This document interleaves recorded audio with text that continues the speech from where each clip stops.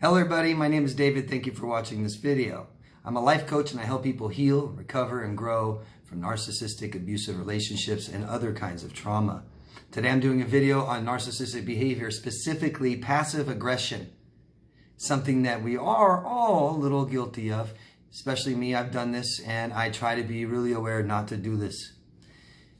If I had to sum up passive aggressive behavior, I would do it in 2 words. I would say, if I had to do it in 2 words, I'd call it indirect communication. Not being direct. I say these words, but I really mean this, right? If I put it on a spectrum, I would say the very most subtle passive aggressive would be things like somebody asks you to do something that you don't want to do, but instead of saying, no, I don't want to do that, you do it anyways with a fine, right? Fine. You're agreeing to do it, but you don't want to do it. You're not telling the person that you hate this and you don't want to, it makes you feel horrible and blah, blah, blah. You just say, fine. On the other side of the spectrum, it'd be like maybe the Godfather movie, and you wake up with your horse's head in your bed, right? Trying to tell you something. So I don't want to totally dive into just all passive aggressive behavior. I want to talk about specifically narcissists. But I'll just give a few examples of kind of what it is at the workplace. That's something I thought that would be easier to communicate with you guys to understand a little bit better exactly what it is. And say if I totally hate my job, and you see people do this all the time, Diane. We see people hate their job all the time and what that looks like. And people that don't like their job, they may be really bad at the quality of their work. They may purposefully not do very good work, right? You ever heard the saying, don't be very good at what you do, you might have to keep doing it, right? Don't be the best at it. Everyone asks you to do it. So, or maybe they break things at work a lot. Maybe they're always late. Forms of procrastination, right? Procrastination is a indirect communication. I just watched a huge video on someone trying to explain forever what procrastination is. And it's real simple. It's just an indirect communication. Right? If I'm procrastinating all the time about something, why am I even doing it? Right? Maybe I don't even want to do it. If you have to, I'd start reframing it because we don't really have to do anything. Narcissists, though, their ways of passive aggressive behavior look like ignoring you. Right? A lot of narcissists don't want to even meet new people and they want to stay ignorant, which means I don't want to know. I don't want to know you, so I ignore you. Right? Or silent treatment. If they do know you, they might give you the silent treatment and not talk to you. Right? So that's my way of telling you I'm angry at you, but I won't tell you. I won't say anything. Nothing at all. Total silent treatment. I might project onto you things I'm afraid of or things that I do that I don't want to face. My own toxic behavior. I might project it onto you and accuse you of doing it. Dog whistling. For those of you who don't know what dog whistling, a dog whistle is a device you blow and only dogs can hear it. No one else can hear it. Humans can't hear it. And you'll see that's really common with narcissists. You'll be in a group of people and your narcissistic boyfriend or husband looks at you like this. In a group, doesn't say anything, but now you know you're in trouble. Wait till we get home, right? Smear campaigns, right? I can't tell you what I really feel about you. I'm obsessed with you and can't contact you. I can't ruin your life, so I'm going to smear you, control people around you, convince people that you're this horrible person. Forms of indirect communication or passive aggression.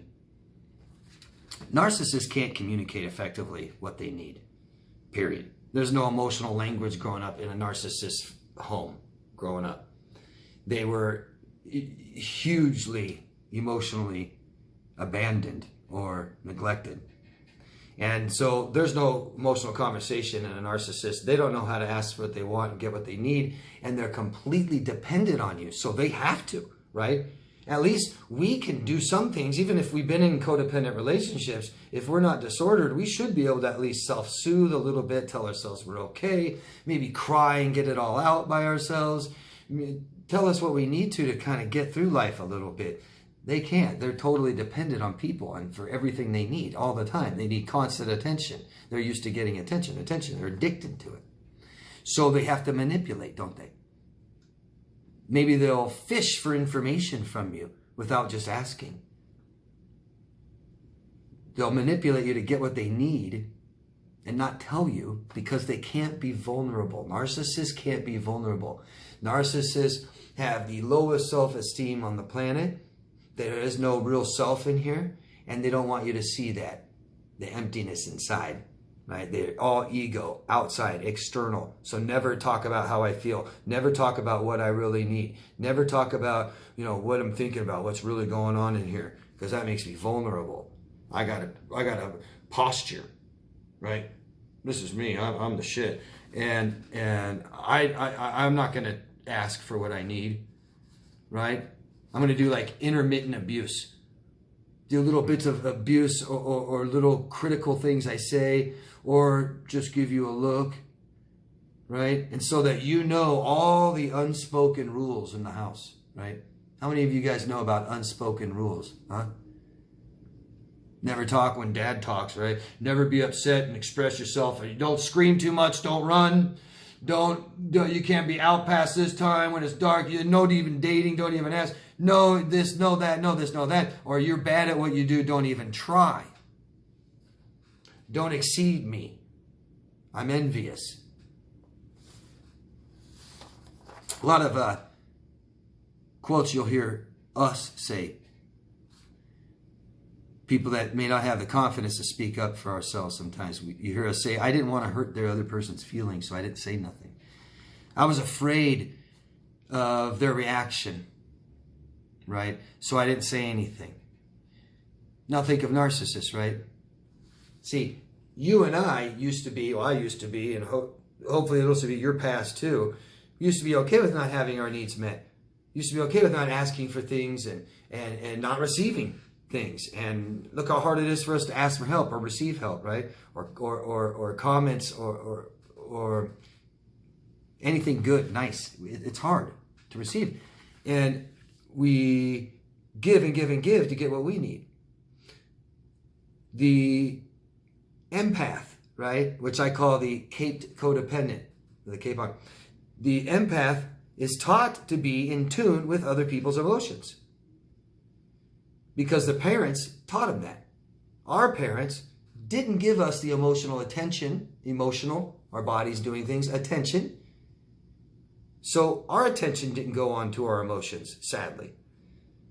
Our parents had voids, so our attention went on to where their attention was, on their voids. We pay attention to their emotions, right? And our parents don't even have to tell us. They walk in the door, you can hear their feet on the ground. You can see the face, and you know exactly the emotion they're in, and you know how to perform. That performance is for us to get what we want and we need. So we perform and do whatever they want, right? And they aren't even vulnerable and don't even want to ask. These are narcissists. This is what narcissists do. We're the perfect person for the narcissist. Either our parents were narcissists or not. Maybe just narcissistic, maybe just sick. Their attention is on them. Our attention is on them. And so we learn to find out what emotions people are in. And we give them what they want, the perfect host, in hopes that we get what we need. But we don't. We don't get what we need. So the narcissist, perfect. We're in a relationship with the narcissist. They're the taker. We're the giver. But they can't communicate what they want because they can't be vulnerable. So they use passive-aggressive behaviors. Give you the stare. You should know how I feel. How would you feel about that? Yeah, don't tell me how you feel. Ask me, how would you feel? We're different people. Oh, wait, no, we're codependent. Same person. But you can't have a self. You can't express yourself. Right? So what happens when you express yourself? Oh, you're being overly sensitive. You're being emotional. You're being ridiculous. Right? Shut you down. Don't express yourself. Worry about the other person's emotions, not yours. Worry about the narcissist's emotions. Codependent relationships, passive-aggressive is just huge. That's how you communicate in a codependent relationship. Poor emotional communication, no boundaries, no emotional responsibility. I feel like this, you need to fix it. And this is what I need you to do. But I won't tell you.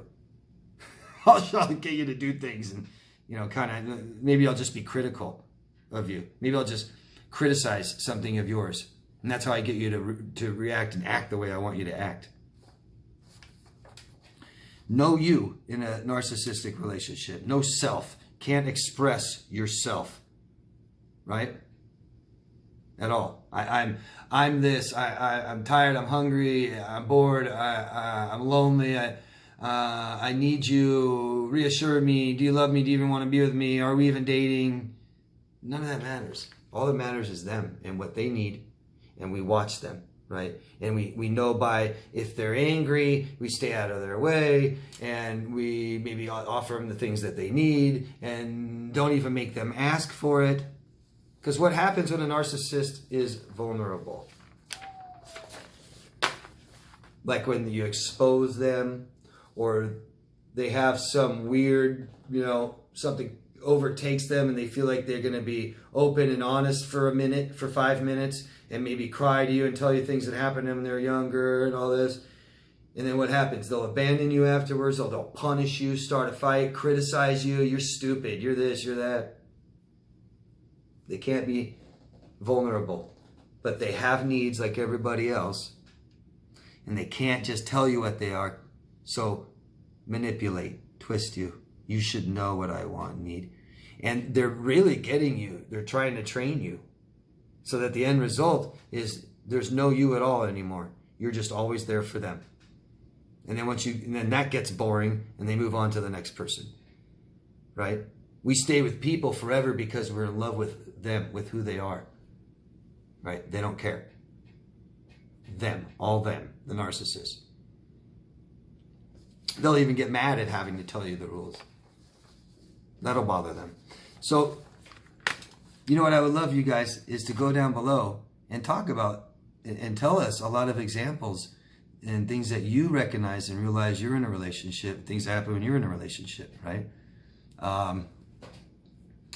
Say you do something in the morning that they don't like.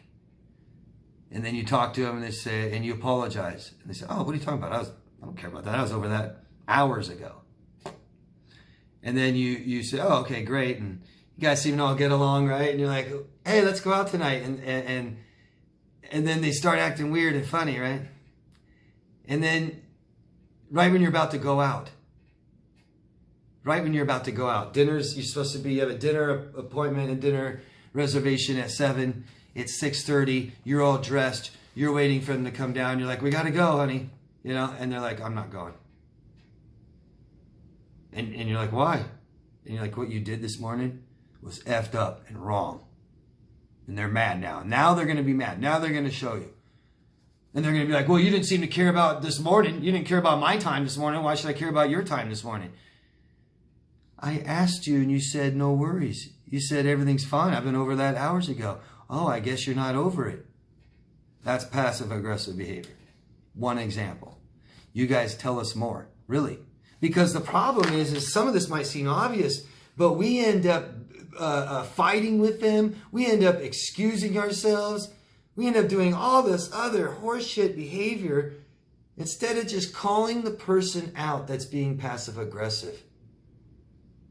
In normal people, right, us, when you see someone doing that, you say something.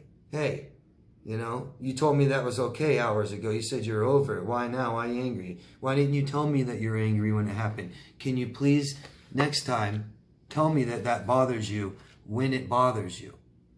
Because here we're supposed to go out to dinner, and now we're not going to go out to dinner, and night's ruined. And we could have resolved that thing. Narcissists, you try to tell them something like that, good luck.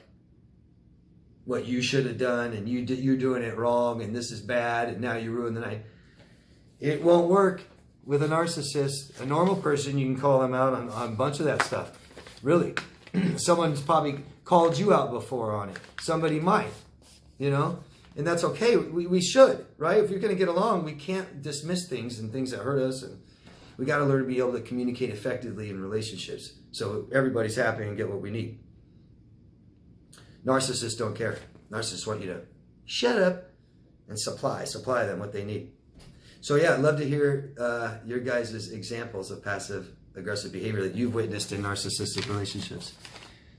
I hope this made sense. I hope this helped you guys understand it a little bit better, be able to identify it a little better. And if you have questions, please ask me. Love yourself first. See you guys later. Bye.